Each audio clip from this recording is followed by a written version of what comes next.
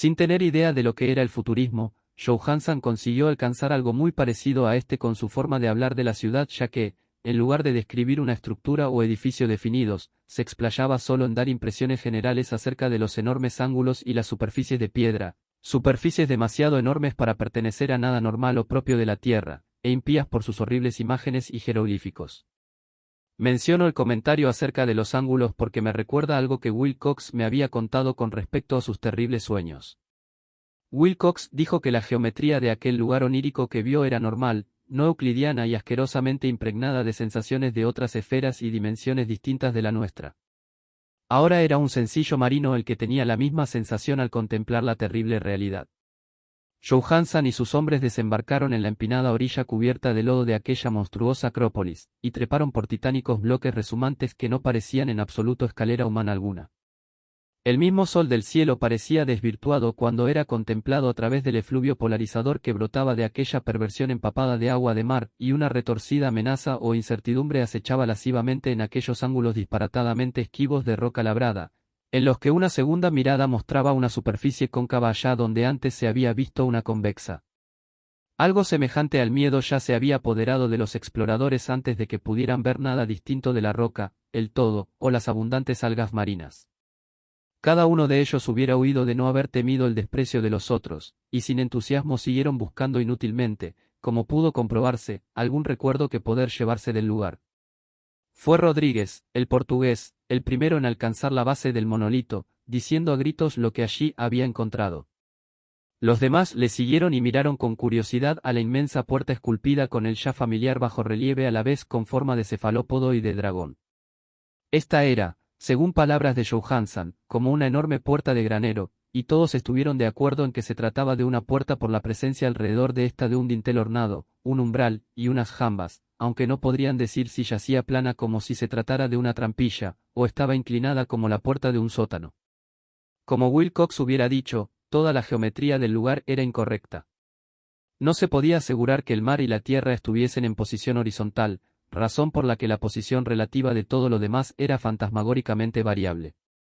Briden presionó sobre varios lugares de la piedra sin resultado alguno.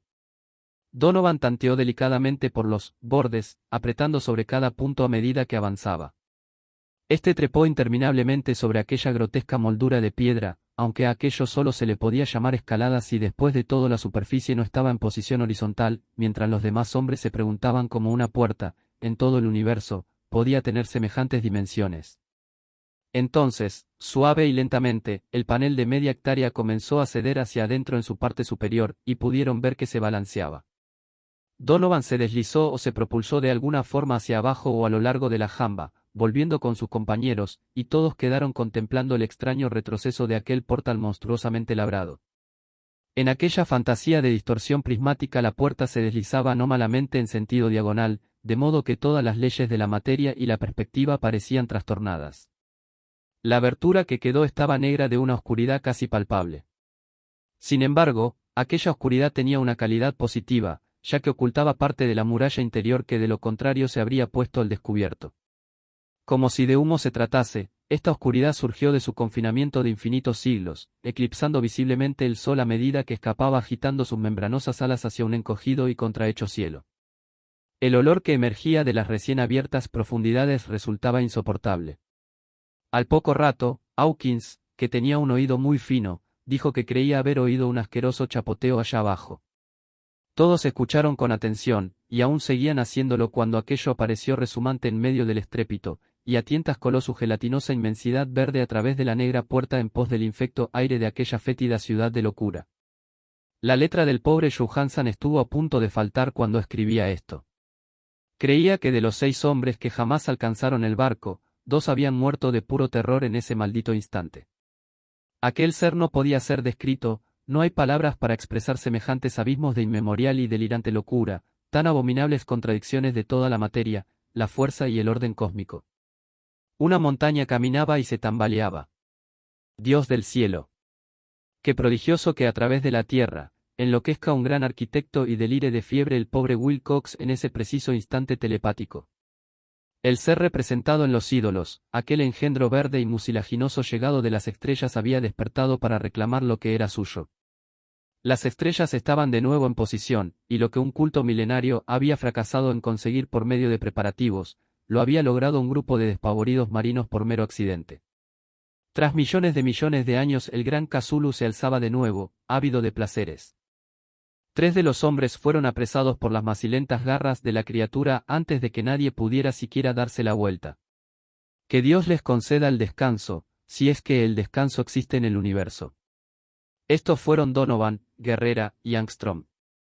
Los otros 3 marinos se lanzaron a una frenética carrera hacia el bote sobre interminables panorámicas de piedra encostrada de musgosidad verde en la que Parker resbaló, según jura Johansson, fue tragado por uno de los ángulos de la mampostería que no debería estar ahí, un ángulo que era agudo pero que se comportaba como si fuera obtuso. Así, solo Briden y Johansson consiguieron alcanzar el bote y remar desesperadamente hacia el Alert mientras la descomunal monstruosidad se deslizaba sobre las rocas fangosas, y vacilaba entre tropiezos al llegar al borde de las aguas. A pesar de no haber quedado nadie a bordo después del desembarco, aún seguía saliendo vapor del Alert, y solo fueron precisos unos momentos de febriles prisas arriba y abajo, del timón a los motores, para volver a ponerlo en marcha.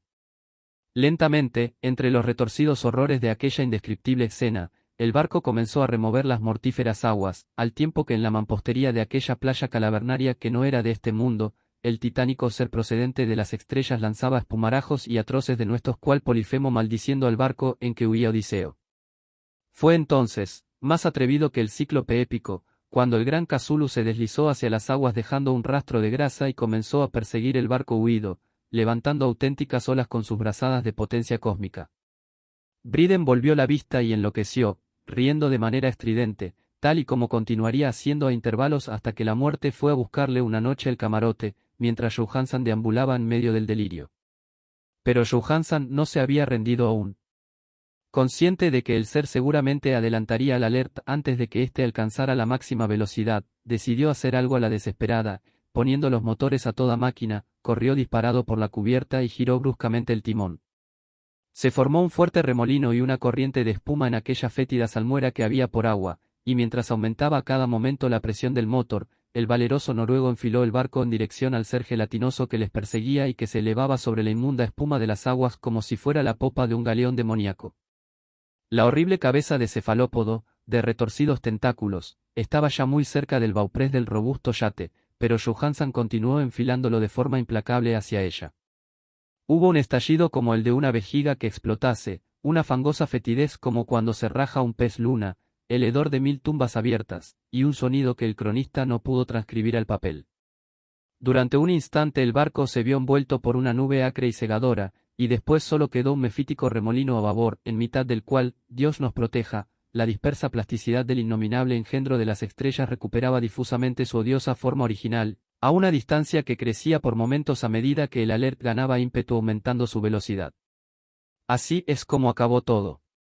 Tras aquel día Johansson no hizo más que obsesionarse con el ídolo y ocuparse de su sustento y el de aquel maníaco de risa enloquecida que tenía a su lado. No trató de navegar tras aquella audaz hazaña, pues semejante reacción le había quitado una parte de su alma y ánimo. Después llegó la tormenta del 2 de abril, y con ella los turbios nubarrones en que se sumió su conciencia. Sintió un remolino espectral a través de líquidos abismos de infinidad, de vertiginosos recorridos por universos giratorios sobre la cola de un cometa, y de histéricos saltos desde el fondo de los abismos a la luna, y de la luna a los fondos de los abismos, todo ello animado por un histriónico coro de retorcidos y jocosos dioses ancianos y de los burlones diablillos de color verde y con alas de murciélago surgidos del tártaro.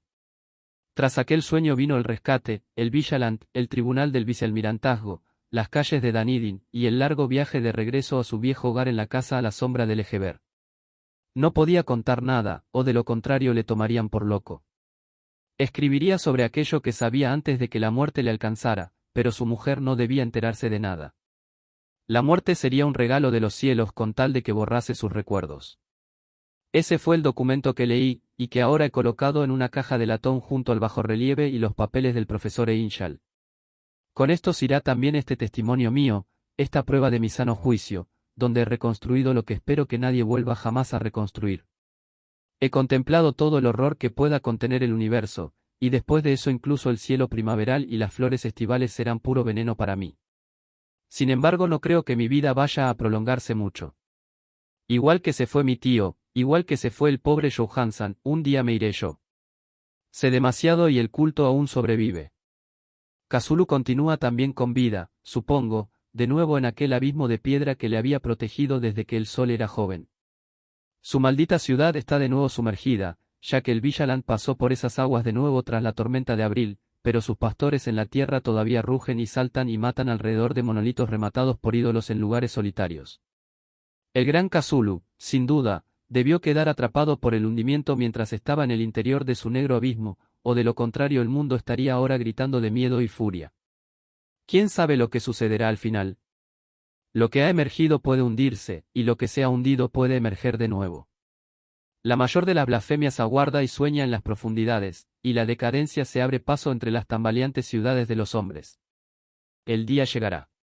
No quiero ni puedo pensarlo.